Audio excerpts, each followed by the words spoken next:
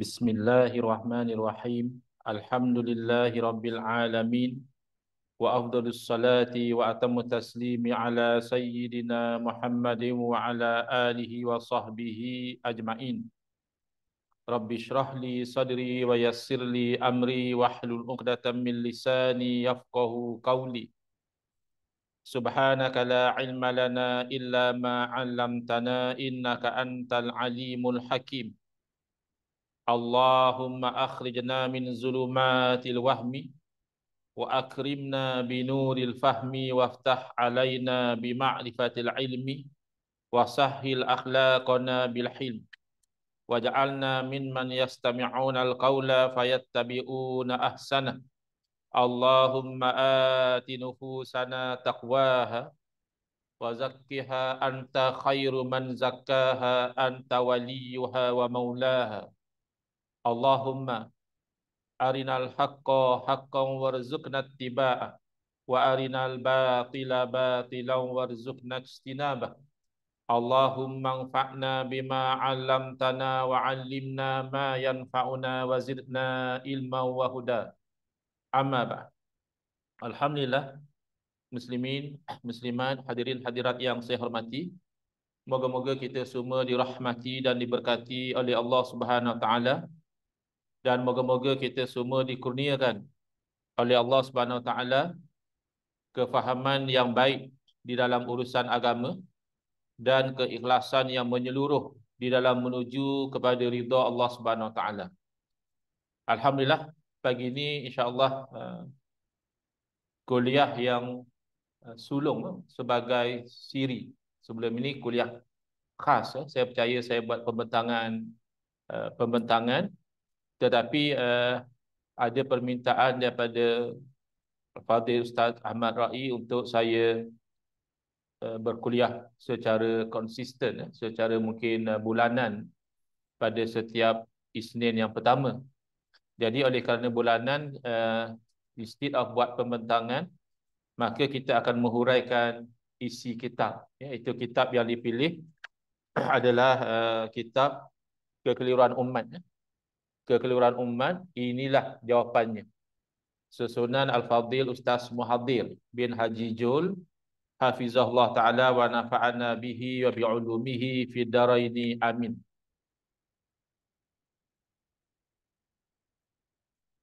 Cuma saya difahamkan oleh penerbit, iaitu Syarikat Galeri Ilmu, kitab ini sekarang out of stock, tak ada stok. Jadi mereka sedang dalam proses printing. Mungkin kata mereka cuba sebelum Ramadan supaya siap. Tapi wallahu alam lah, kalau asal dengan saya tu sebelum Oktober tahun lepas. Tapi yalah, proses tu tertangguh-tangguh. Jadi cuma kalau nak follow sequence bab dalam kitab ini, bab yang pertama yang Ustaz Mahathir letakkan adalah berkaitan tentang tajuk bid'ah, yang mana kalau masih ingat dalam pembentangan yang lalu saya telah fokus kepada tajuk bid'ah tersebut.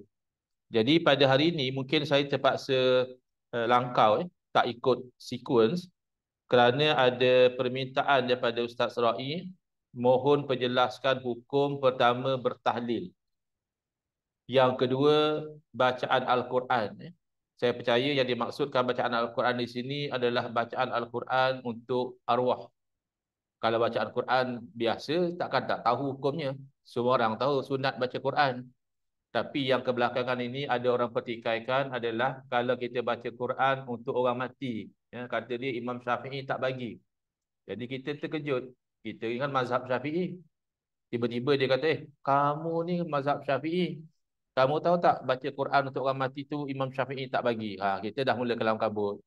Itu yang mungkinlah tujuan Ustaz Rai minta saya sentuh tentang isu bacaan Al-Quran, yang saya percaya adalah maksudnya bacaan Al-Quran untuk orang mati.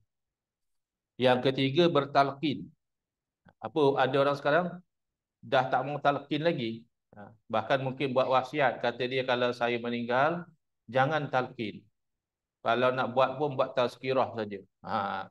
Kerana tazkirah tu ada manfaat. As if talqin tak ada manfaat ke macam mana. Itu mungkin tujuannya, dan perkara-perkara yang berkaitan dengannya. Ia berkaitan tentang tahlil, tentang zikir dan sebagainya. Semuanya ini alhamdulillah Ustaz Mahathir letakkan dalam kitab beliau ini, cuma dalam bab yang kemudian-kemudian. Jadi saya kata saya terpaksa untuk first kuliah ini saya tak ikut sequence.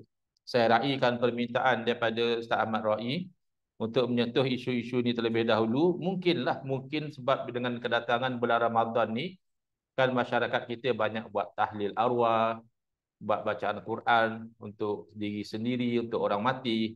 Jadi eloklah timing dia tu kita sentuh perkara-perkara ini.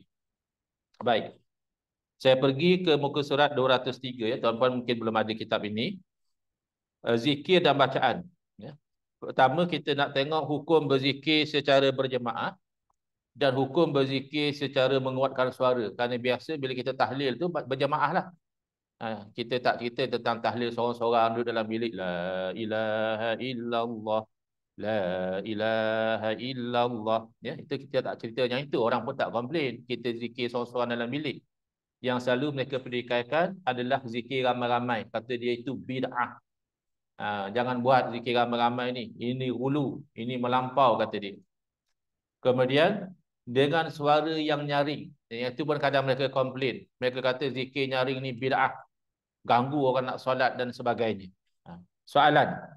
Apakah hukum berzikir secara berjemaah, iaitu zikir beramai-ramai dan mengeraskan suara, menyaringkan suara? Ada dalil tak? Ya? Jawapan. Ia adalah sunat yang sabit dalil syarak padanya daripada Quran dan hadis. Itu jawapan ringkasnya. Zikir secara berjemaah hukumnya sunat. Habis zikir seorang-seorang, ia sunat juga. Mereka yang melarang zikir berjemaah ni tak ada dalil. Hanya mereka menyangkakan suruhan berzikir itu adalah untuk seorang-seorang. Padahal tidak. Bila Allah Ta'ala perintahkan berzikir, wazkurullaha zikran katsira, hendaklah kamu zikir akan Allah Ta'ala sebagai zikir yang banyak. Adakah di sana dalil yang menunjukkan Allah khususkan zikir seorang-seorang? Tidak. Adakah di sana dalil yang Allah khususkan zikir kena ramai-ramai? Tidak. Berarti zikir seorang-seorang terpayung dengan dalil suruh zikir. Zikir ramai-ramai terpayung dengan dalil suruh zikir. Yang kamu nak pandai-pandai kata zikir hanya boleh seorang-seorang, kalau ramai-ramai tak boleh, kamu yang kena bawa dalil. Tidak ada dalil. Bahkan sebaliknya, dalam hadis Nabi SAW, Nabi menceritakan Allah Ta'ala memiliki para malaikat sayyarah yang sentiasa berjalan di muka bumi ini, yaltamisuna majalis zikri. Mereka mencari-cari majlis-majlis zikir. Jadi dalam hadis itu diceritakan apabila mereka berjumpa dengan satu kaum, satu puak yang sedang berzikir, malaikat akan duduk di situ sebagai tanda redha dengan majlis zikir tadi, dan malaikat menceritakan kepada Allah Ta'ala apa yang berlaku, padahal Allah dah tahu. Bukan malaikat cerita baru Allah tahu, tidak. Tapi cerita daripada malaikat itu menzahirkan apa yang berlaku. Jadi zahir hadis memang zikir itu berlaku ramai-ramai. Kalau mereka kata, oh itu mereka duduk ramai-ramai tapi zikir seorang-seorang. Mana kamu tahu? Kamu ni memandai-mandai saja. Memutabelitkan hadis, jelas zikir ramai-ramai. Kamu yang pandai-pandai kata, oh mereka duduk ramai-ramai tapi masing-masing zikir seorang-seorang, itu tafsiran kamu. Ulama muktabar mana yang tafsir seperti kamu? Ulama salaf mana yang memahami hadis itu seperti kamu faham? Kadang mereka ni memandai-mandai. Mereka kata agama terbina atas dalil, tapi mereka sendiri membuat sesuatu hukum tanpa ada dalil. Bahkan bukan setakat hukum, mensyirikkan orang pun tak ada dalil. Kan mereka mensyirikkan amalan istighasah bil amwat. Kita kalau minta tolong hanya boleh minta tolong dengan orang hidup saja, kata mereka. Jadi kalau kita tak tolong dengan Nabi, tak boleh sebab Nabi dah wafat. Kita minta tolong dengan wali-wali Allah yang terkenal seperti Syekh Abdul Qadir Jalani, Syekh Ibrahim An-Nakhai, Ahmad Ar-Rifai dan sebagainya, itu tak boleh sebab mereka semua sudah meninggal. Di sisi kita tak ada beza. Kalau yang tak boleh itu mensyirikkan Allah. Mensyirikkan Allah sepakat. Sembah lain daripada Allah tu haram, syirik. Sembah Nabi pun syirik. Sembah malaikat pun syirik. Jangan ingat sembah batu kayu saja syirik. Sembah makhluk yang mulia juga hukumnya syirik. Haram. Jadi kafir orang tu. Tak percaya tengok orang Nasara. Orang Nasara dia disyirik bila menuhankan Nabi Isa AS. Padahal Nabi Isa adalah makhluk Allah yang mulia. Salah seorang Rasul Ulul Azmi yang mendapat pujian daripada Allah Subhanahu Wa Taala. Tapi kalau sampai menuhankan, syirik. Meminta tolong adakah menuhankan? Tidak. Kerana kalau meminta tolong adalah menuhankan, lalu mereka kata minta tolong dengan wali yang telah meninggal dunia itu syirik, berarti minta tolong dengan wali yang telah meninggal dunia adalah menuhankan wali yang telah meninggal dunia. Kalau begitu, minta tolong dengan wali yang masih hidup adalah menuhankan wali yang masih hidup. Adakah boleh kita menuhankan lain daripada Allah kerana dia masih hidup? Kan tak boleh. Satu orang masih hidup, kita menuhankan dia. Tak boleh. Makanya yang menuhankan ayah pin, syirik walaupun ayah pin masih hidup. Yang menuhankan satu orang nama Harun, daripada Pahang. Katanya Tuhan Harun. Ya, Tuhan Harun ke Harun Tuhan? Tak tahu. Kalau Tuhan Harun, ya Allah. Kalau Harun Tuhan, tu bohong. Harun tu manusia, bukan Tuhan. Masa Harun masih hidup, pengikut yang menuhankan dia itu syirik. Dia bukan cerita hidup mati. Ceritanya menuhankan selain daripada Allah, syirik. Meminta tolong bukan menuhankan. Cuma mereka tidak faham iktiqad ahli sunnah wal jamaah adalah apa sahaja yang berlaku hakikatnya adalah perbuatan Allah. Berarti walaupun zahirnya kita makan dan kita kenyang, sepertinya nasi itu yang mengenyangkan. Tadi alhamdulillah saya dijamu dengan nasi lemak, ya. Sedap, sambalnya sedap, nasinya sedap, ya. Telur rebusnya pun sedap, masya-Allah. Padahal telur rebus saja. Ya. Sebelum saya makan, saya lapar. Lepas makan, saya kenyang. Zahirnya seperti nasi lemak itu mengenyangkan saya. Telur rebus itu mengenyangkan saya. Tapi hakikat akidah tidak. Hakikat akidah yang menjadikan nasi Allah, yang menjadikan kenyang juga Allah. Salah kalau kita beriktikad bahawa nasi mengenyangkan secara hakikat. Habis tak bolehlah kita kata nasi mengenyangkan. Boleh. Secara asbab. Pertalian antara cause and effect boleh.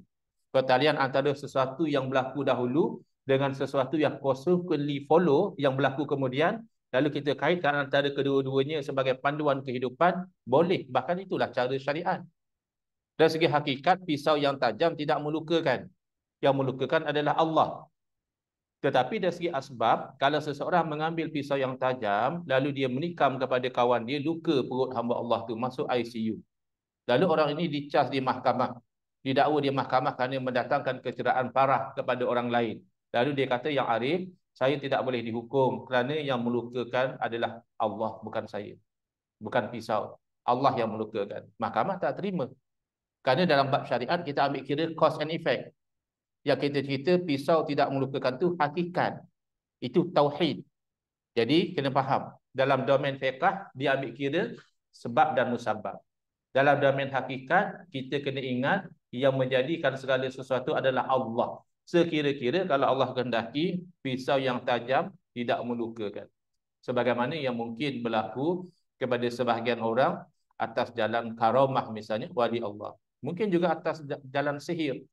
Yang mengamalkan ilmu kebal misalnya, bila ditikam dengan pisau yang tajam, tak lut. Tapi itu luar dari kebiasaan. Kebiasaan yang Allah jadikan, bila berlaku sahaja kena pisau tajam, berlaku luka. Tapi yang menjadikan luka adalah Allah. Berlaku bersentuh dengan api, berlaku terbakar. Maka kita tak boleh menyentuh orang lain dengan api. Itu kira mi'ananya dia. Atau kita sendiri masukkan tangan kita dalam api, tak boleh. Itu mendatangkan mudarat pada diri sendiri. Tetapi hakikat yang menjadikan terbakar adalah Allah. Sebab itu bila Allah tidak izinkan, maka Nabi Ibrahim AS baginda dicampak masuk dalam api, tak terbakar. Sepatutnya kalau memang api itu sifatnya membakar, siapa saja pun akan masuk, akan terbakar. Tapi oleh kerana hakikat yang menjadikan terbakar adalah Allah, maka Nabi Ibrahim AS dicampak masuk dalam api, tidak terbakar. Yang ini, yang golongan ini gagal faham. Dia ingat mesti kita kata ada satu kekuatan pada api itu yang membakar. Itu akidah Mu'tazilah. Mereka mendakwa tolak Mu'tazilah. Mereka sepakat dengan kita Mu'tazilah ni adalah satu golongan yang sesat. Tapi mereka tak sedar mereka sedang berakidah dengan akidah Mu'tazilah. Mengatakan dia ada dua level. Satu, dia mengatakan Allah jadikan api. Dan memang tabiat api itu membakar. Jadi yang menjadikan api adalah Allah, yang menjadikan terbakar adalah api.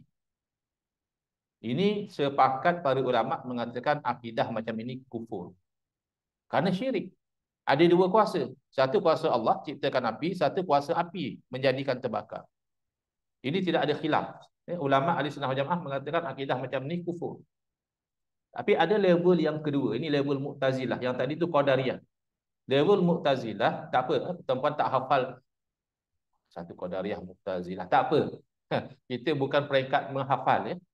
Saya perasan, kalau peringkat kanak-kanak belajar, mereka cepat hafal, mereka lambat faham. Itu saya kongsi masa makan tadi. Ada benda yang saya belajar masa saya form 2, masa saya form 3, saya dah kahwin baru saya faham. Oh, ini yang ustaz saya maksudkan. Ini yang dia maksudkan bila dia cerita. Dulu kita ingat, tapi kita tak faham. Bila kita dah dewasa, kita faham. Ini sebenarnya yang dimaksudkan oleh ustaz kita. Tapi peringkat baya-baya kita sekarang ini, biasanya kita cepat faham. Tapi payah ingat. Betul tak? Oh, ustaz tu cerita semalam ya. Baru semalam, bukan minggu lepas. Bukan bulan lepas. Bukan tahun lepas. Baru semalam ustaz cerita. Ustaznya pun lupa juga. Apa yang ustaz cerita semalam? Tahu saya pun lupa apa saya cerita semalam. Ya. Tapi faham insya-Allah cepat. Jadi tak payah risau kita tak ingat ini Mu'tazilah, ini Qadariyah, itu nombor 2. Yang penting kita faham kalau sampai mengatakan makhluk dengan tabiatnya menjadikan sesuatu, itu akidah yang batil dan kufur. Tapi ada level kedua mengatakan bahawa tidak, Allah yang jadikan api. Dan Allah jadikan pada api satu kekuatan membakar. Dengan kekuatan membakar itulah maka api membakar. Dengan kekuatan membakar yang Allah jadikan pada api, maka api membakar. Seronok sambil mengajar tengok anak-anak yang comel, ceria hati. Kan tengok budak-budak yang comel ni kita rasa tenang. Dan budak-budak jaranglah tak comel. Baik. Jadi yang macam ini khilaf ulama. Yang tadi Allah jadikan api, memang tabiat api membakar. Dengan tabiat itulah api membakar. Sepakat ulama kata ini akidah yang kufur. Allah jadikan api. Allah juga yang menjadikan satu kekuatan pada api, kekuatan membakar namanya. Maka dengan kekuatan yang Allah jadikan inilah api membakar, yang ini khilaf para ulama, sebahagian mengatakan kufur juga kerana menisbahkan kelakuan itu pada makhluk, sebahagian mengatakan tidak kufur. Dan ini pendapat yang kuat, iaitu kerana dia masih menisbahkan kepada Allah. Dia kata dengan kekuatan yang Allah jadikan, maka tidak kufur tapi bid'ah. Masih lagi akidah ni salah. Masih lagi berdosa orang yang berakidah demikian. Tinggal lagi tidaklah jadi kafir. Yang ini yang mereka tak faham. Jadi bila kita kata minta tolong kepada makhluk hidup atau mati, kedua-duanya adalah syirik dan haram kalau disertai dengan akidah bahawa makhluk itulah yang memberi secara hakikat. Tak ada beza.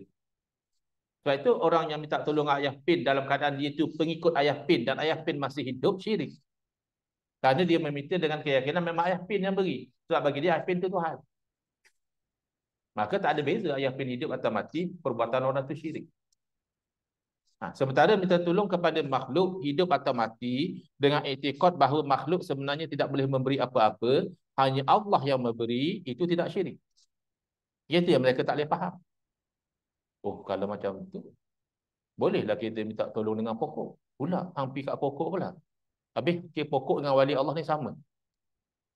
Sebab pokok kan tak ada dosa. Ini saya bukan reka. Ini perbualan sebenar yang berlaku dalam satu mesyuarat. Ketika mana kami minta dalil mengharamkan istighosah dengan orang mati, mereka dakwa dalil ada banyak. Saya tanya, ada tidak dalil yang mengharamkan istighosah dengan orang mati? Dalil banyak dalam Quran semua. Itu jawapan dia. Saya kata bab main satu. Kata banyak, bab main satu cukup. Habis mesyuarat pun seorang pun tak bab main. Kok dilupa Ustaz? Yalah, kalau seorang mungkinlah lupa. Katalah banyak tu ada 5 dalil. Takkan 14 orang yang ada PhD suruh lupa. Bukan calang-calang orang. Bukan orang kampung yang mesyuarat dengan saya tu. Doktor-doktor PhD dalam bidang agama. Serentak pakat lupa habis dalil. Kata ada banyak. Jadi masa dialog di Perlis, saya tambah lagi satu ruang. Iaitu ada tidak ulama salah. Adalah dalam Quran hadis tak ada yang direct. Dalil direct tak ada. Tapi ulama salaf ni kan dia faham Quran hadis dengan kefahaman yang baik. Ada tidak ulama salaf yang mengharamkan istighasah dengan orang mati? Ada tak? Ibn Aqil. Pertama, Ibn Aqil bukan ulama salaf. Dia ulama khalaf. Yang kedua, Ibn Aqil mengajar istighasah dengan orang mati. Ini pembohongan. Tapi dalam dialog tak, orang tak sempat nak cek bohong ke tidak. Orang nampak hebat. Oh, ini bagus, mantap. Win. Tapi bohong. Dalam kitab Ibn Aqil, dia sendiri mengajar cara istighasah dengan Nabi SAW selepas kewafatan Nabi. Jadi jauh daripada beliau mensyirikkan istighasah dengan orang mati, beliau yang mengajar cara istighasah dengan Nabi SAW yang telah wafat. Jadi ini masalahnya, mereka selalu cakap dalil-dalil, mereka sendiri tak ada dalil. Jadi mana dalil mengatakan haram zikir berjemaah? Tak ada. Bahkan dalil menunjukkan zikir itu berjemaah. Wazkuru wawul jamaah. Maknanya ramai. Hendaklah kamu, bukan hang. Kalau bahasa, ada orang Kedah kat sini? Ada? Tak ada? Semua orang Selangor. Awak mai sini malu dah mengaku orang Kedah. Orang Kedah ada beza hang dengan hampa, betul tak? Hang seorang, hampa ramai. Jadi kalau wazkuru, hendaklah hampa berzikir. Bukan hendaklah hang. Kalau hang, wazkur. Wazkurillah. Seorang. Wazkurullaha. Ramai. Hendaklah hampa berzikir. Walaupun kita taklah confine ramai itu mesti kena ramai. Zikir seorang pun boleh, zikir ramai-ramai boleh. Masalahnya mereka melarang zikir ramai-ramai. Padahal tidak demikian. Cuba lihat. Allah berfirman, wasbir nafsaka ma'alladina yad'una rabbahum. Hendaklah kamu bersabar diri kamu itu berserta dengan mereka yang menyeru nama Tuhan mereka. Maknanya mereka ramai. Dengan orang inilah kita kena duduk. Dia tidak di-anti kepada ahli zikir. Ini hadis yang saya sebutkan tadi. Inna lillahi malaikatan yatufuna fit turuqi. Sesungguhnya Allah Ta'ala memiliki satu jenis malaikat yang berpusing-pusing di jalanan. Buat apa? Malaikat juga pusing di jalanan ni. Yaltamisuna ahla zikri. Malaikat ini mencari-cari ahli zikir. Fa idza wajadu qauman yazkurunallaha. Dan apabila malaikat berjumpa dengan satu kaum yang mereka ini zikir akan Allah Ta'ala. Kalau orang faham bahasa Arab, yazkuruna, waw tu wawul jamaah. Maknanya mereka beramai-ramai berzikir Allah akan Allah Ta'ala. Tanadaw halimu ila hajatikum. Lalu malaikat pun berkata, mailah kepada hajat-hajat kamu. Qala fayahufunahum bi ajnahatihim ila sama'id dunya. Lalu perawi mengatakan malaikat itu meletakkan sayap mereka hinggalah ke langit dunia. Qala fayasaluhum rabbuhum wa huwa a'lamu minhum. Lalu Tuhan malaikat bertanya kepada malaikat, padahal Allah lebih tahu daripada malaikat. Ma yaqulu ibadi, apa yang hamba-hamba aku? Bukan seorang. Pakat minta ramai-ramai. Dia kata berdoa ramai gulu. Hang yang gulu. Hang yang melampau dalam agama. Kerana hang mengharamkan benda yang agama tidak haramkan. Agama tidak, Rasulullah SAW tidak datang untuk mengharamkan orang berdoa ramai-ramai. Bahkan dalam hadis Nabi SAW memberitahu tidaklah satu kaum berkumpul dan sebahagian berdoa dan sebahagian mengaminkan, melainkan Allah perkenankan doa mereka. Kamu yang tak faham dalil, lalu kamu menuduh orang melampau. Ma yaqulu ibadi, bukan abdi. Apa yang dikata oleh hamba-hambaku. Qala taqulu yusabbihuna, mereka bertasbih kepada kamu. Kan ramai-ramai. Bukan mereka kata yusabbihuka, seorang duduk tasbih pada kamu, bukan. Yusabbihuna, mereka beramai-ramai bertasbih subhanallah. Wa yukabbirunak, Allahu akbar. Wa yahmadunak, alhamdulillah. Wa yumajjidunak, ila akhiril hadis, sehingga akhir hadis. Semua ini menunjukkan ramai. Jadi kamu berani mengatakan haram zikir ramai-ramai dalam keadaan wujud dalil-dalil sebegini. Kami yang pegang dalil ini pun tak berani mengharamkan zikir seorang-seorang. Sebab suruh cerita tentang zikir ramai-ramai tidak automatik berkata zikir seorang-seorang tak boleh. Sebab zikir seorang-seorang pun ada dalil dia. Jadi ini masalah kegagalan dalam berinteraksi dengan dalil. Zikir jahar. Zikir jahar ni ada kawan saya. Dia pensyarah UAE. Doktor. Associate Professor. Kalau di dalam dunia perbankan Islam ni, beliau terkenal lah. Peringkat international pun. Beliau pun pernah kena sound dengan jamaah. Oh jangan sekarang. Nak jadi imam. Siap-siap kena sound dengan jamaah. Jadi ustaz pun kena sound dengan jamaah. Ya. Jadi kata jemaah tu, saya tak sangka, saya ingatkan doktor alim. Oh kenapa? Kerana doktor zikir jahar ini bid'ah. Terkejut dia. Kalau zikir ramai-ramai dengan bisautin wahidin, beliau tahu ada perbincangan di kalangan ulama. Ya, boleh ke kita zikir ramai-ramai dengan senada? Lah, ikut dia punya syekh dia. Syekh dia sebut la ilaha illallah. Jadi yang lain semua ikut senada. Iaitu ada perbincangan di kalangan ulama. Boleh ke zikir ramai-ramai dengan bisautin wahidin dipanggil, dengan suara yang satu? Tapi zikir kuat bid'ah dia pun tak pernah dengar. Dalam keadaan dia mengaji, dia alim Al-Azhar, ada PhD dan sebagainya, dia pun tak pernah dengar. Dia kata, ustaz saya kata tak boleh. Oh, kamu salah faham kok yang ustaz kamu beritahu. Kenapa? Sebab zikir jahar itu sabit dalam hadis yang sahih dan soreh.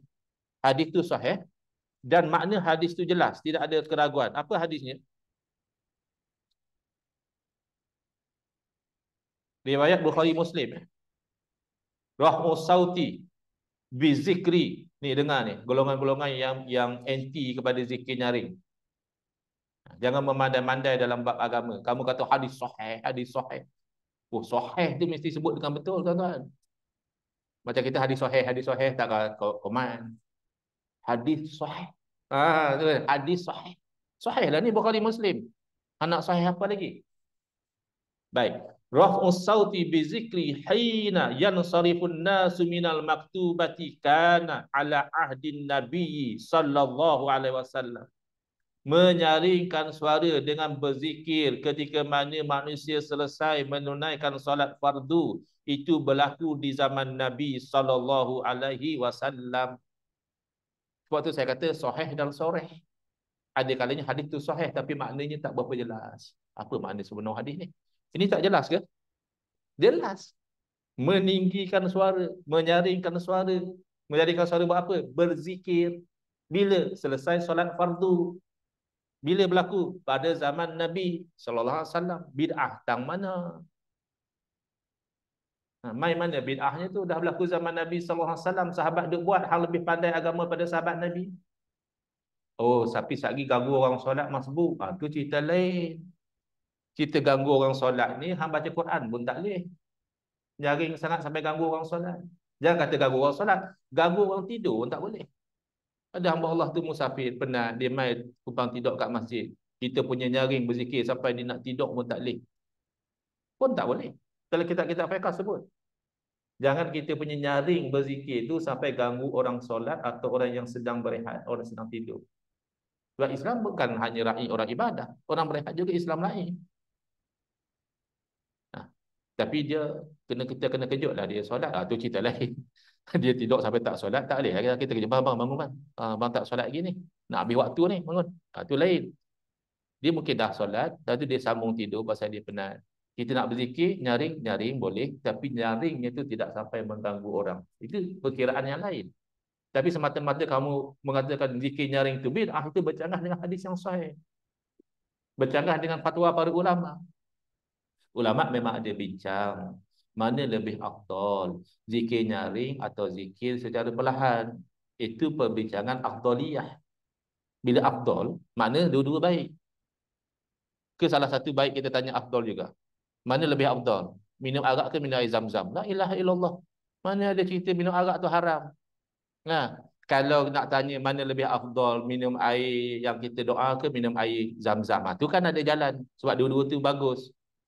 Ini satu haram, satu halal, mana lebih afdal. Jelas yang haram tu tak baik. Jadi bila ulama bincang mana lebih afdal, zikir nyaring atau zikir perlahan, bermakna dua-dua tu boleh. Dua-dua tu baik.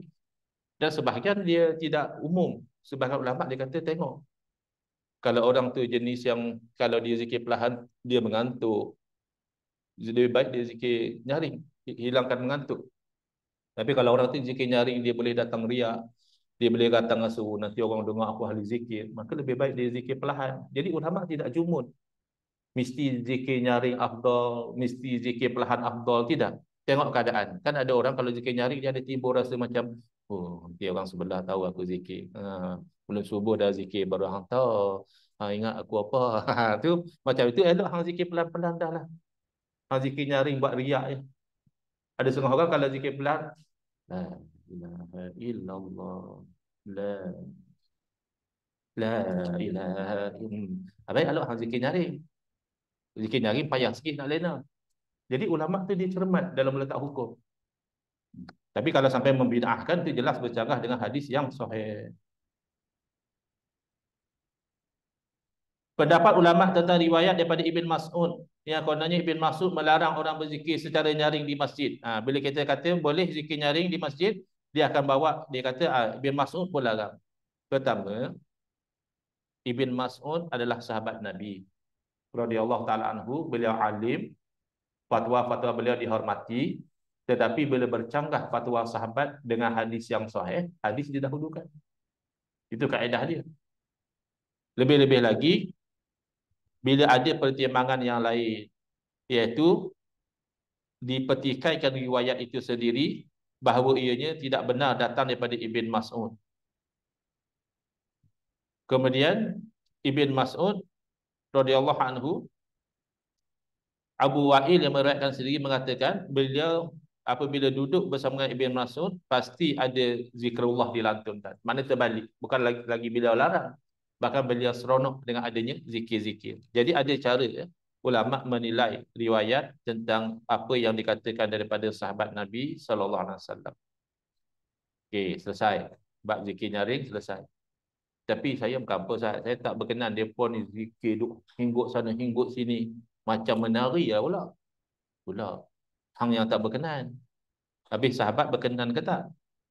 Pertama, berzikir ini secara umumnya dituntut dalam segenap keadaan. Dalam Al-Quran ada menyebut alladzina yadhkurunallaha qiyaman wa qu'udan wa 'ala junubihim. Dalam sebahagian kitab tafsir menyebutkan ai fi kulli halin. Orang yang zikir akan Allah Taala hal keadaan dia berdiri. Allah puji orang yang zikir berdiri. Wa qu'udan, orang yang zikir duduk. Wa 'ala junubihim, orang yang berzikir di atas lambung mereka. Yang ni sambil baring pun zikir. Semuanya Allah puji, dan para ulama tafsir ada yang mengatakan maksud berdiri, duduk dan baring ni pada setiap keadaan dia berzikir. Manusia ni ada tak lain daripada tiga ni? Dia tak berdiri, dia tak duduk, dia tak baring. Dia buat apa? Teka-teki. Teka-teki, kuis. Manusia, kalau dia tidak berdiri dan dia juga tidak duduk dan dia juga tidak berbaring, maknanya dalam keadaan macam mana? Boleh bayangkan? Maknanya kebanyakan keadaan manusia salah satu pada tiga. Maknanya itu maksudnya setiap masa. Kerana manusia kebanyakannya tak berdiri, dia duduk. Tak duduk, dia baring. Tak baring, dia berdiri balik. Tapi ada, saya boleh bayangkan keadaan yang mereka tidak berdiri, tidak duduk dan tidak berbaring, iaitu para cutis bila dia lompat keluar daripada kapal terbang, free fall. Nak kata dia berdiri tak? Nak kata duduk pun tidak. Nak kata berbaring pun tidak. Dia sedang free falling, kan? Masa itulah elok berzikir, ya tak? Kau tak terbuka parachut, kurang-kurangnya mati dalam iman. Maknanya berzikir itu segenap keadaan, tak ada masalah. Termasuk bergerakkan badan, menggerakkan badan ketika berzikir. Diriwayatkan oleh Abu Nuaim daripada Fudail bin Iyad radhiyallahu anhuma, beliau berkata, kana ashabu Rasulillah SAW idza dzakarullaha tamayalu kama tatamayalu syajaratu birrihil asif ila amamin summa taraja'a ila wara. Adalah para sahabat Nabi sallallahu alaihi wasallam apabila mereka berzikir akan Allah Taala, mereka itu bergoyang-goyang badan mereka seperti bergoyangnya pokok ditiup oleh angin yang kencang. Kalau tak boleh bayangkan, pada musim berangin cuba tengok pokok macam mana dia bergoyang. Itulah bayangan sahabat Nabi bila berzikir. Yang disebut dalam hadis ni, ke depan ke belakang. Ya. Dapat kat geng ni dia kata jalan sesat. Pasal zikir goyang badan. Nah, sahabat Nabi buat. Dan goyang ni sebenarnya bukan tujuan. Dia adalah penghayatan. Bukan tujuan kita nak goyang badan tu. Tujuan kita nak zikir. Tapi biasa orang bila bila berzikir, dia jangan baca zikir, baca Quran. Pasal tak ada kau baca Quran? Oi, mana dalil gerak badan macam tu baca Quran? Oh, bukan dalil. Syok. Kalau keras macam tu, sekejap je lah. Boleh 2-3 baris, jatuh Quran. Terlelap. Dia gerak-gerak macam tu, tahanlah 2-3 line. Ya. Jadi dia sebenarnya bukan tujuan. Dia adalah penghayatan. Tambah yang orang-orang lama, ya. Dengar lagu P. Ramlee, goyang ni. Ya. Bukan dalil-dalil. Penghayatan. Tapi lebih-lebih lagi apabila ada dalil bahawa para sahabat melakukan ketika mereka berzikir. Kenapa kita nak komplain? Habis bolehlah zikir menari. Ini yang disebut oleh Allamah Abdul Hayy Al-Qattani rahimahullah taala, ghayatul ruqsi indal qaum zikrun min qiyamin. Sebenarnya yang dimaksudkan dengan menari masa berzikir ni bukan hampir menari ronggeng, hampir break dance, bukan. Itu dah campur aduk bermain-main dengan ibadah. Itu tak boleh. Ada pula nak berzikir pergi menari apa? Makyung lah macam-macam. Itu tak boleh. Kerana itu mencampur aduk antara ibadah dengan main-main, istihza. Adapun yang dimasukkan ke muncak daripada yang dikatakan menari di sisi ahli sufi adalah zikir sambil berdiri. Perasan tak? Kalau kita zikir sambil duduk, kita goyang tak nampak macam menari. Tapi cuba kita berdiri, kita goyang badan. Mana nampak macam menari. Maka ini yang berlaku pada para sahabat. Badan mereka itu bergoyang. Dan zikir berdiri ini diiktiraf dalam Al-Quran. Alladzina yadhkurunallaha qiyaman wa qu'udan wa 'ala junubihim. Cuma apa pun ikut kesesuaian. Nah, kalau di tempat kita tu orang tak biasa zikir berdiri, jangan dibuat. Dia akan jadi fitnah. Tapi biasanya yang buat ni mereka buat sesama mereka, tapi ada orang rakam. Bila rakam dia sebar. Dapat pada orang tak biasa, oh aliran sesat kata dia. Itu masalahnya, benda yang tak perlu sebar, apa nak sebar? Sebab benda yang orang tak biasa dia akan jadi gangguan kepada pemikiran dia. Contohnya, hukum mencium kaki orang yang mulia seperti ulama, ibu bapa, sunat. Ikut mazhab Syafi'i sunat. Tapi masyarakat kita tak biasa cium kaki. Jadi kalau ada orang cium kaki di khalayak ramai itu kan orang lain rasa tak selesa. Kok ia pun nak hormat, tak payahlah sampai cium kaki. Padahal sunat. Sebab tak biasa. Jangan dilakukan. Tak payah ambil contoh. Banyaklah. Katalah tuan imam lepaskan subuh tadi, santai baring. Subhanallah, subhanallah. Kan 2 minggu juga orang mengumpat. Apa imam kita kan? Buang tabiat apa? Ya. Kenapa? Ada pula lepas subuh dia baring santai. Ya. Padahal boleh dari segi hukum, tapi kan tak sesuai. Yang sesuai di rumah. Kita penat, kita baring, daripada baring kosong kita zikir subhanallah bihamdihi subhanallahil azim. Ya, isteri datang, "Bang, kenapa zikir baring?" Ya boleh. Tak ada masalah. Ini kalau cerita tentang hukum lah. Cerita tentang perlakuan kena raikan kebiasaan masyarakat. Kerana adat manusia itu diraikan, kecuali adat yang haram. Baik. Jadi yang membolehkan zikir ini menggerak-gerakkan badan ni ramai ya. Antaranya Al-Imam Ahmad Ar-Rifai, Ibn Hajar Asqalani, Imam Ar-Ramli, Imam As-Sayuti, Ibnul Jauzi, Imam An-Nawawi, Imam As-Safarini Al-Hambali, As-Sayyid Abu Majdan, Syekh As-Sanusi, Al-Imam Alamah Al-Qattani, Al-Imam Ibn Abidin, dan lain-lain. Rahmatullah alaihim ajma'in. Pun kita tak mau, tak payah menyalah-nyalahkan, ini pegangan ramai para ulama. Baca Yasin untuk orang yang hampir meninggal dunia atau yang telah meninggal dunia, ini sabit dalam hadis Nabi SAW. Itu hadis riwayat An-Nasa'i dari Ma'qal bin Yasar Al-Muzani radhiyallahu anhu, beliau berkata, Rasulullah SAW pernah bersabda, "Iqra'u Yasin inda mautakum." Hendaklah kamu baca Yasin di sisi orang yang mati di kalangan kamu. Dalam riwayat lain, waqra'uha ala mautakum.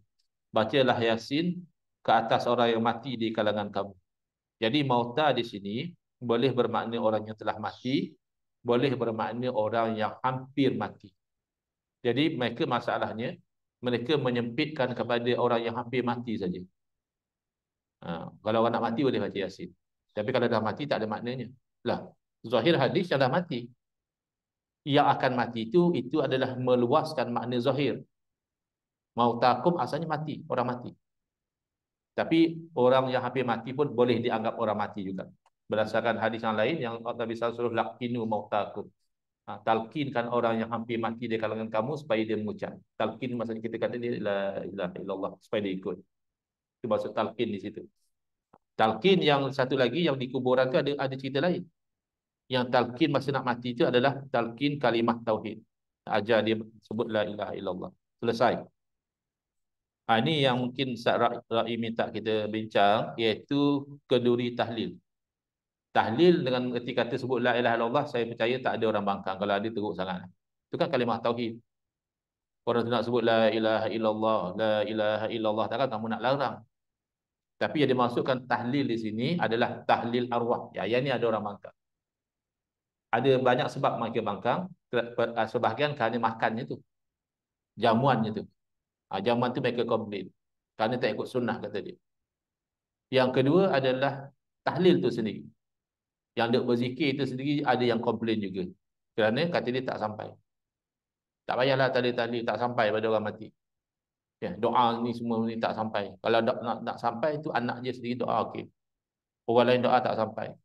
Habis itu yang dalam syariat kita suruh kita doa dalam sembahyang jenazah tu kan bukan anaknya saja. Orang kampung juga disuruh doa, Allahumma ighfir lahu warhamhu wa'afi wa'fu anhu. Kalau tak sampai, kenapa agama suruh? Adakah agama suruh benda yang sia-sia? Ada cerita wallah alam betul tak betul lah. Mungkin tak betul, mungkin betul. Ada satu imam dimarah oleh anak pada si mati. Imam tu doa, ya Allah ampunkanlah dosa ni, ya Allah apa. Dia kata, tak payahlah tak imam. Doa-doa semua ni tak sampai, kata dia. Jadi imam ni jenis geram juga katanya. Ya Allah ya Tuhanku, kau masukkanlah bapak dia ni dalam neraka. Ya Allah azabkanlah bapak dia ni. Marah dia. Imam berdoa macam tu. Dah tak apalah, tak sampai. Baru dia ada akal agaknya. Apa pula sampai tak sampai? Ud'uni astajib lakum. Doa kepada aku perkenankan. Jadi dia selalu faham itu secara sempit. Bila dalam hadis kata idza mata ibnu adam inqata amaluhu. Bila mati anak Adam terputus amalannya illa min salas, kecuali daripada 3, sedekatin jariyah. Sedekah yang jariah. Sedekah ada yang tidak jariah. Belanja kawan makan sedekah, tapi habislah setakat tu. Tapi kalau macam ini contohnya, infak untuk buat rumah pondok. Selagi orang guna kan pahala berjalan. Infak untuk tahfiz. Selagi budak-budak belajar kan pahala jalan. Itu namanya sedekah jariah. Itu amalan kita masa kita hidup, tapi pahala berjalan sampai kita mati. Lagi wa ilmin yuntafa'u bihi, ilmu yang diambil manfaat daripadanya. Kita ajar orang masa kita hidup, tapi kita dah meninggal, ilmu kita masih orang amalkan. Itu pahala berjalan.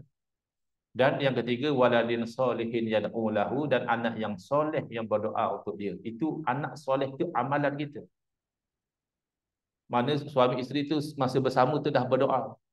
Allahumma jabnina syaitan wa janibi syaitan ma razaqtana. Kan? Dia juga baca doa tu masa makan. Terkejut kan jemaah. Dari segi makna boleh saja. Dari segi makna betul saja. Minta jauhi daripada syaitan. Tapi itu kan doa masa bersama. Kemudian dia didik lagi anak dia. Dia itu lagi anak dia. Anak dia jadi soleh. Itu amalan dia dan tak putus. Tapi amalan orang lain kan boleh. In qata'a amaluhu. Amal si mati yang terputus. Amal orang lain tidak terputus. Boleh saja orang lain beramal dan berdoa kepada Allah supaya pahala itu diberi pada si mati. Nanti kita akan cerita bab itu ya. Cerita bab tahlil dulu. Soalan. Apakah pandangan Islam tentang majlis tahlil yang dibuat pada hari ke-3, ke-7, ke-20, ke-40 atau ke-100 setelah kematian? Setahu saya wallahu alam 20, 40, 100 itu tidak ada ketetapan begitu. Tak mesti nak buat tahlil mesti 20, 40 atau 100. Tapi kalau hari ke-3 dan hari ke-7 tu ada sandaran amalannya. Baik. Pertama, kita nak lihat daripada sudut jamuan ya. Nanti kita lihat daripada sudut tahlilnya. Daripada sudut jamuan, ada riwayat yang menunjukkan bahawa berlaku jamuan selepas pengkebumian. Iaitu hadis riwayat Imam Abu Dawud. Kharajna ma'a Rasulillah SAW fi janazatin. Kami keluar bersama dengan Nabi SAW menguruskan jenazah. Faraitu Rasulullah SAW bahwa alal qabri yusil hafirah. Dan aku telah melihat Nabi SAW berada di sisi kubur dan memberi pesanan kepada penggali kubur. Ausik min kabali rijlahi wa ausik min kabali ra'sihi. Nabi bagi supervise, ya. Nabi bagi tahu penggali kubur, luaskan sikit bahagian kaki tu. Ni bahagian kepala ni buat luas lagi. Nabi SAW bagi supervision. Falamma raja'a istaqbalahu da'iyam ra'atin. Apabila Nabi SAW kembali daripada urusan pengkebumian, maka datanglah wakil kepada seorang perempuan. Kat sinilah tempat khilaf ni. Perempuan ni siapa? Jadi sebagian ulama mengatakan perempuan ni imra'ati mayyit, isteri si mati. Sebahagian mengatakan tak tahu, yang penting ada satu orang perempuan lah jemput supaya datang makan di rumah. Lalu bila dihidangkan makanan, Nabi SAW meletakkan tangan baginda pada makanan. Jadi orang lain tengok Nabi dah nak makan, mereka pun makan. Cuma yang berlaku adalah Nabi SAW mengeluarkan balik makanan tu. Adakah kerana ini adalah makanan yang dihidangkan selepas kematian? Tidak. Kalau memang itu alasannya, daripada awal Nabi tak datang makan dah. Tapi tidak. Adalah kerana Nabi SAW diberitahu bahawa jamuan itu diambil daripada daging kambing yang diambil tanpa izin tuan dia. Jadi Nabi minta supaya tanya balik pada perempuan yang buat jamuan itu. Jadi perempuan tu ceritalah, wahai Rasulullah, aku nak buat jamuan ni, aku hantar orang pergi ke Baqi', tempat orang jual kambing dan sebagainya, untuk beli satu kambing, tapi tak ada, habis stok. Ya. Jadi aku hantar orang untuk pergi pada jiran. Jiran aku ni baru beli kambing. Jadi aku nak belilah kambing yang dia baru beli tu. Lalu jiran tu tak ada kat rumah.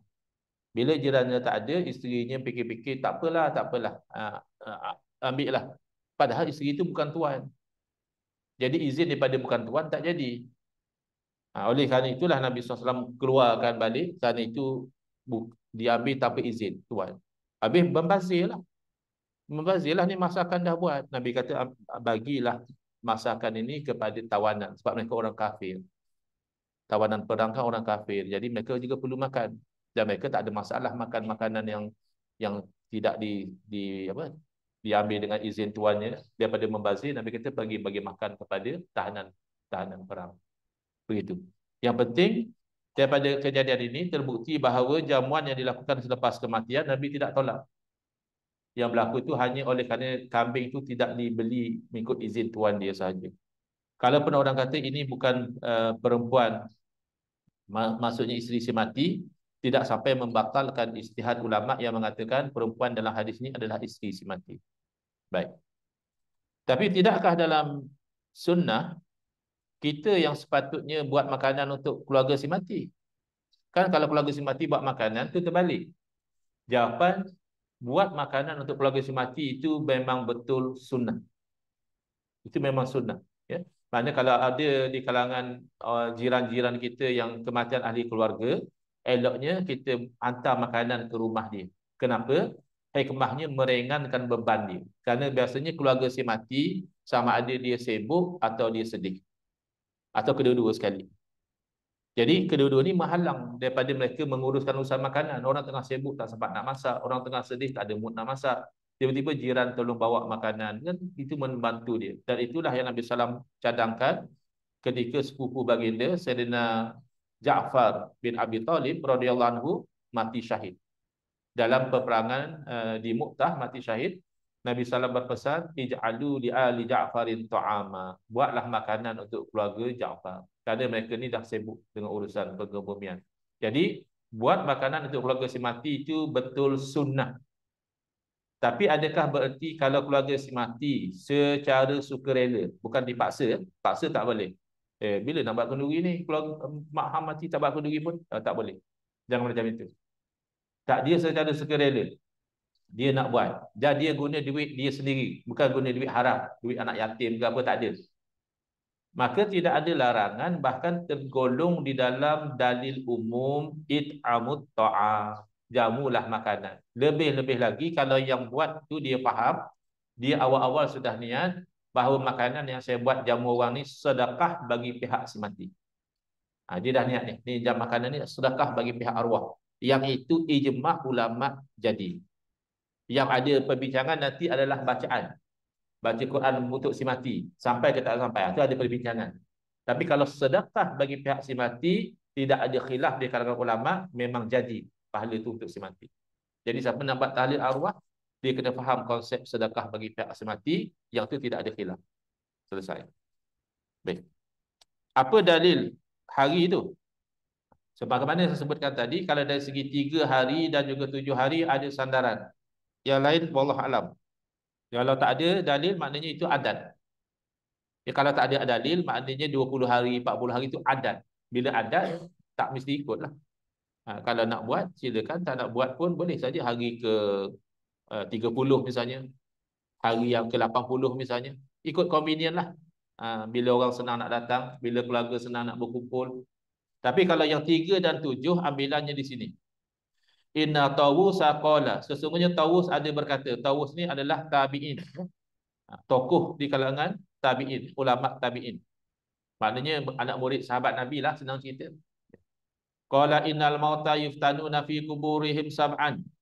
Sesungguhnya orang mati itu dia akan diuji di dalam kuburnya selama 7 hari. Fakanu yastahibbuna ayyut'imu anhu. Maka adalah mereka dahulu suka memberi makan bagi pihak si mati. Mereka tu siapa? Nah, di sini kena faham uslub dia. Apabila tabi'in bercakap depa dulu tu sahabat. Jadi sahabat Nabi dahulu suka memberi makan bagi pihak si mati tilkal ayyam pada hari-hari tersebut. Maknanya dalam tempoh 7 hari itu sahabat ada buat makanan niatnya bagi pihak si mati. Moga-moga ujian dalam kubur tu ringan. Itu kaitan dia. Ila an qala an Ubaid bin Umair, sehinggalah beliau bercerita bahawa Ubaid bin Umair mengatakan yuftanu rajulani, diuji dalam kubur tu 2 jenis orang, mukminun wa munafiqun, seorang yang benar-benar beriman, seorang yang ada nifak dalam hati dia. Dua-dua tu diuji. Fa amal mukminu fayuftanu sab'an. Adapun orang mukmin diuji selama 7 hari. Wa ammal munafiqu fayuftanu arba'ina sabaha. Adapun orang yang ada nifak dalam hati dia, maka diuji selama 40 hari. Ini sandaran kepada beri makan. Kalau 3 hari itu termasuk dalam 7 hari lah. Kalau 40 hari itu bimbang juga kot orang tu ada nifak dalam hati dia. Tapi yang 100 apa semua tu wallah alam. Setahu saya itu hanya adat. Adat kalau tidak melanggar syarak boleh diraikan, tapi bukan hukum. Bukan mesti pada hari tersebut. Kemudian disebutkan dalam kitab Al-Hawi, iaitu fatwa kepada Imam As-Sayuti, inna sunnatal it'ami sab'ata ayyamin balagani annaha mustamiratun ilal ana bi Makkah wal Madinah. Sesungguhnya amalan memberi makan 7 hari selepas kematian telah sampai perkabaran kepada saya bahawa amalan itu berkekalan. Kan Imam Tawus kata daripada zaman sahabat. Sahabat buat macam itu 7 hari. Imam Suyuti kata amalan yang zaman sahabat itu berkekalan sehingga sekarang. Yakni zaman Imam Suyuti amalan itu berterusan di mana? Di Mekah dan di Madinah. Fazahir annaha lam tutrak min ahli sahabah. Yang zahir adalah amalan ini tidak pernah ditinggalkan semenjak daripada zaman sahabat ilal an. Wa annahum akhazuha khalafan an salafin ila sadril awal. Dan bahawa mereka yang mengamalkan jamu makan 7 hari ini, mereka mengambil amalan ini yang kemudian ambil daripada yang dahulu hinggalah pada generasi pertama. Ini sunnah sahabat.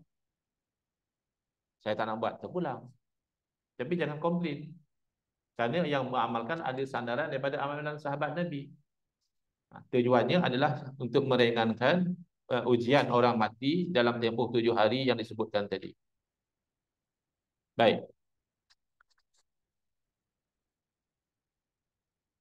Dekat 10.30 dah kita. Baik, kita pergi kepada bacaan tahlil, tasbih dan tahmid dan bacaan Al-Quran.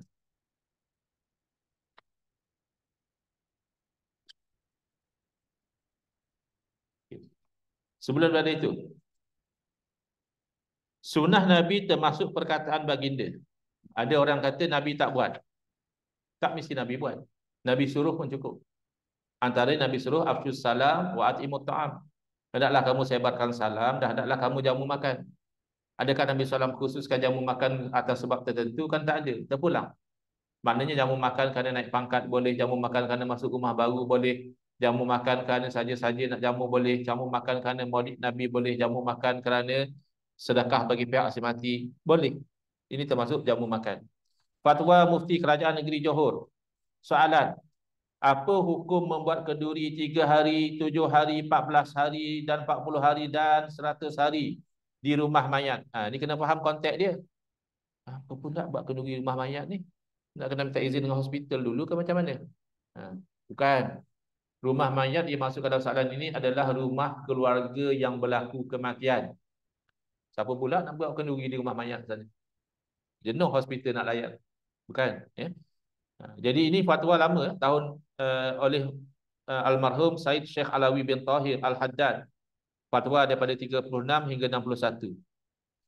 Jawapan, ini jika dijadikan sebagai sedekah bagi orang mati dan hadiah tahlil adalah harus. Dia ada tu pertimbangan dia. Ada dalam mazhab Syafi'i juga kata makruh, tapi atas pertimbangan yang lain. Bahkan ada yang kata haram, tapi atas pertimbangan yang lain. Bukan semata-mata kerana jamu makan, semata-mata kerana tahlil maka haram, tidak. Yang haram tu melibatkan menggunakan harta anak yatim, menggunakan harta yang haram. Baik. Tapi kalau macam ini kata beliau, kata Mufti Johor pada masa itu, harus, boleh. Dan jika berhimpun mengikut sebagaimana yang diperbuat orang zaman sekarang, tidak ada diperbuat oleh orang Islam zaman dahulu. Yang macam kita buat sekarang ni, zaman dahulu tidak dilakukan. Ulama telah berkata pada memperbuat makanan kerana orang yang melawat itu bid'ah yang tidak mustahab. Jadi semata-mata kita kata oleh kerana orang melawat kita buat makanan, itu perkara yang tidak diamalkan oleh generasi yang awal, dan ini adalah bid'ah yang tidak dituntutlah. Tak perlu. Tapi atas nama umum menjamu tetamu itu boleh. Tapi kalau nak jadikan sebagai adat, oleh kerana orang tu datang menziarahi kematian maka dihidangkan makanan, itu bid'ah yang tidak mustahab. Ibn Hajar berkata iaitu bid'ah yang makruh, tidak sampai haram. Adapun tahlil yang dilakukan hari ini bukan bagi orang yang melawat kerana dihadiahkan tahlil dan doa kepada orang mati, maka yang zahir adalah tidak mengapa. Yang kita amalkan sekarang ni memang dijemput khusus supaya jemaah tu bertahlil dan niat pahala kepada si mati, iaitu tidak mengapa. Dan seterusnya. Lalu ada orang mendakwa, kamu ikut mazhab Syafi'i, tapi kamu buat tahlil arwah. Imam Syafi'i mengharamkan. Kita kata mananya dalil Imam Syafi'i mengharamkan? Itu Imam Syafi'i mengharamkan maktam. Samalah tu. Maktam dengan kenduri arwah tu sama. Dijawab, tidak sama. Maktam adalah satu perkumpulan. Orang berkumpul lepas kematian untuk meratapi mayat. Ia boleh menambah kesusahan dan kesedihan keluarga si mati. Majlis tahlil bukan maktam. Kita berkumpul bukan untuk meratap. Yang itu dia ada elemen nak membesarkan urusan kematian. Jadi ia bid'ah yang makruh, dan kalau melibatkan meratap jadi haram. Kerana meratap tu haram. Menangis tak apa. Beza ya. Menangis, mengalir air mata biasalah. Orang yang kita sayang mati takkan tak menangis. Meratap lain. Meratap mungkin dia pukul-pukul kepala, koyak-koyak baju. Kalau orang Arab tak ambil pasir, tak buat atas kepala. Cakap, ya Allah, kenapalah ambil anak aku seorang saja, anak jiran aku 13, ambil seorang pun dia tak perasan. Misal kata. Itu meratap. Tak redha dengan takdir Allah, tu haram. Jadi berkumpul untuk meratap, haram. Jadi tahlil lain. Tahlil itu orang berkumpul untuk berzikir, baca Quran, berdoa. Dan balas tahlil biasanya melegakan tuan rumah. Perasan tak? Budaya kita tak sama. Kita kalau tuan rumah buat tahlil dengan kawan-kawan datang, cakap sabarlah. Ya. Semua orang pun ke sana juga. Cuma dia awal pada kita. Kita tahbilir tak tahu. Kawan tu tenang. Kan? Jadi tak sama budaya kita. Yang sedih tuan rumah bila dia buat majlis tahlil tak ada orang datang. Perasan tak? Cuba tuan-tuan buat majlis tahlil, agak orang datang tahlil untuk arwah. Kita sedia makanan untuk agak-agak dalam 40 orang. Yang datang 2 orang, sedih tak? Yang sedih. Sebab itu sekarang tuan rumah tak nak ambil risiko. Tuan rumah buat 40 bungkus hantar kat masjid. Pandai-pandailah kamu tahlil kat masjid. Kat masjid confirm lah habis 40 bungkus tu. Kalau tak habis, seorang buat balik 2-3 bungkus, tak ada masalah. Tuan rumah lega. Dia dah bersedekah pergi pihak si mati, Dan orang sana ikhlas-ikhlaslah untuk bertahlil ke tak nak bertahlil, tutup pulang. Selesai. Yang terakhir, Alhamdulillah. Yang terakhir itu segar sikit rasa, ya dah. Sampai tak pahala pada orang mati ni? Tengok kita duk bertahlil, baca Quran ni sampai ke pahala? Baik. Kita kena ingat, isu yang dibincangkan adalah sampai atau tidak sampai pahala. Di kalangan ulama tidak membincangkan haram atau tidak. Ada orang kata kamu pandai-pandai baca Quran untuk orang mati, tahlil untuk orang mati. Imam Syafi'i tak bagi. Mana ada? Mana ada Imam Syafi'i tak bagi? Tunjuk dalam kitab mana? Ayat yang mana Imam Syafi'i tak bagi? Yang berlaku perbincangan antara Imam Syafi'i rahimahullah ta'ala dan ulama yang lain adalah, kalau kamu baca Quran niat bagi pihak si mati, jadi tak pahala tu untuk si mati. 3 mazhab kata jadi. Ada riwayat daripada Imam Syafi'i kata tidak, pahala tu tak sampai kepada si mati. Berarti yang baca Quran dapat pahala, tapi yang mati tak dapat. Bukan haram atau tidak. Kalau haram atau tidak, baca Quran tu berdosa. Mana ada Imam Syafi'i fatwa macam itu? Mereka ni memandai-mandai menisbahkan pada Imam Syafi'i sesuatu yang tidak Imam Syafi'i berpegang begitu. Jadi kalau ikut pendapat ramai para ulama, sampai dalilnya Al-Quran, walladzina ja'u min ba'dihim yaquluna rabbana ighfir lana wal ikhwanina alladzina sabaquna bil iman. Dalam Al-Quran Allah menceritakan orang beriman mendoakan buat diri mereka dan juga orang-orang saudara mereka yang mati. Sabaquna bil iman tu yang dahulu mereka beriman dulu, sekarang mereka dah mati, ampunkan juga mereka. Jadi kalau tak sampai, tidak diceritakan begitu dalam Al-Quran. Lalu Nabi SAW juga mendoakan Allahumma firlahu warhamhu wa'fu anhu. Doa untuk orang mati. Kalau tak sampai, kenapa didoakan? Kemudian Nabi SAW juga bersabda, selesai daripada mengkebumikan mayat, istaghfiru li akhikum wasalu lahu tasbit fa innahu al-ana yus'al. Mohon ampunlah buat saudara kamu dan doalah supaya dia itu mendapat ketetapan. Maknanya bila dalam kubur nanti itu tidak berbolak-balik. Kerana sesungguhnya dia sekarang sedang disoal. Jadi Nabi sendiri arahkan umat Islam saya berdoa. Kalau tidak sampai, kenapa didoakan? Kemudian kalau sedekah, jelas ya. Seorang lelaki datang menjumpa Nabi SAW dan bertanya, wahai Rasulullah, sesungguhnya ibu aku telah meninggal dunia. Adakah bermanfaat untuk beliau sekiranya saya bersedekah bagi pihak beliau? Nabi SAW menjawab, na'am. Jadi kalau sedekah, ijma' ulama, sedekah bagi pihak semati itu sampai. Baik. Jadi macam mana pula Imam Syafi'i kata tak sampai? Di muka surat 231. Memang ada riwayat yang mengatakan bahawa Imam Syafi'i rahimahullah ta'ala berpendapat bahawa hadiah pahala tidak sampai kepada si mati. Maksudnya pahala bacaan Quran, bukan pahala sedekah. Pahala sedekah itu sepakat. Tetapi mengikut ulama Syafi'i ya, mana ulama yang ikut manhaj Imam Syafi'i, dia kata, yang kata tak sampai itu, pertama sekiranya tidak dibaca di hadapan mayat. Mana kalau dibaca di sisi mayat, itu Imam Syafi'i suruh baca di sisi mayat, baca Quran. Atau tidak didoakan setelah membacanya. Sebab itu kalau kita perasan, orang yang pimpin tahlil, dia akan baca Allahumma ausil sawaba ma qara'nahu minal Quran. Ya Allah, sampaikanlah. Kenapa kena doa? Kerana ud'uni astajib lakum. Doa kepada saya akan perkenankan. Jadi Imam Zakaria Ansari menyatakan, jadi kita nak faham kalam Imam Syafi'i, yang paling cantik ikut ulama-ulama mazhab Syafi'i. Kerana mereka lebih memahami ya. Inna masyhurul mazhab ay fi tilawatil Quran mahmulun ala ma idza qara'a. Yang masyhur dalam mazhab Imam Syafi'i berkaitan dengan membaca Quran sampai tak sampai pahala, itu ditanggung apabila dibaca tidak di sisi mayat, atau dibaca tapi dia tidak meniatkan pahala itu kepada si mati. Kalau dia niatkan, innamal a'malu binniyat. Atau dia meniatkan walam yad'u, tapi dia tidak mendoakan. Jadi ini keterangan. Tapi yang lebih penting adalah khilaf di kalangan ulama, bukan boleh ke tak boleh baca doa bagi pihak si mati. Bukannya itu. Semua setuju boleh. Tapi khilafnya, kalau kita baca bagi pihak si mati, pahala itu sampai ke tidak kepada si mati? 3 mazhab kata sampai.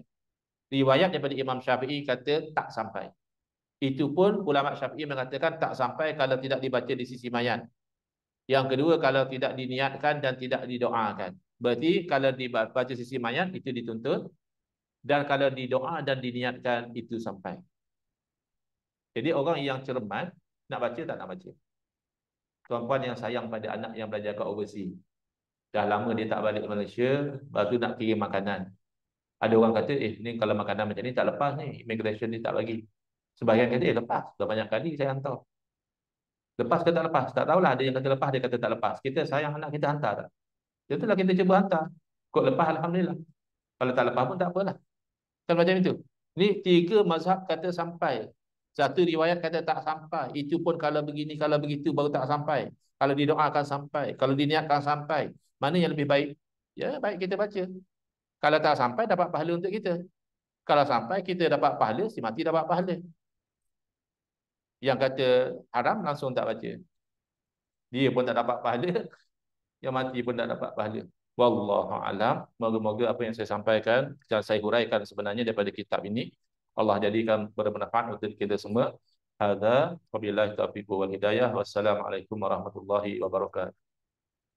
Bismillahirrahmanirrahim. Alhamdulillahirabbil alamin wassalatu wassalamu ala asyrafil anbiya'i wal mursalin wa ala alihi wa sahbihi ajma'in. Allahumma shrah sudurana wa ahsin akhlaqana wa azim ujurana wa nawwir qulubana bi nuri hidayatika kama natarda bi nuri syamsika abadan abada bi rahmatika ya arhamar rahimin. Walhamdulillahirabbil alamin.